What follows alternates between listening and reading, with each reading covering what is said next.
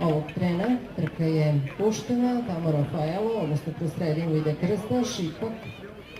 kroz sredinu Krstaš izlazi na čelo trke, prati ga Courtois i Istra. Courtois sada izlazi na čelo, Krstaš na drugoj, Istra na trećoj, Autoritet na četvrtoj, iza njih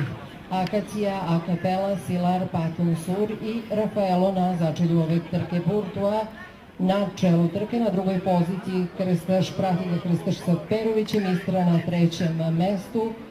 iza njih su tamo Acapella i Autoritet. I dalje Courtois drži čelo trke, Krstaš je na drugoj poziciji, Istra drži treće mesto, na četvrtoj poziciji Autoritet, peta Acapella, pa Paton Sur, pa Akacija, Rafaelo i dalje na začelju ove trke. Courtois vodi trku i dalje, Krstaš i Đorđe Perović drže drugu poziciju, na trećoj se i dalje drži Istra, Autoritet i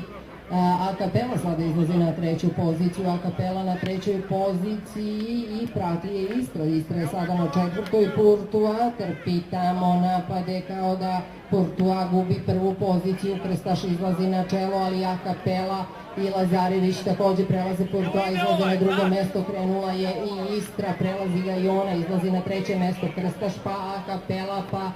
Istra, Krstaš pa Acapella pa Istra na trećoj poziciji, iza njih Paton Sur, Krstaš, Acapella, Istra, Paton Sur, tako je na 300 metara od cilja, Krstaš, Acapella kroz sredinu, Krstaš uz barijeru, Krstaš i dalje vodi ovu trku, Krstaš snage, Istra, Acapella da ga stignu,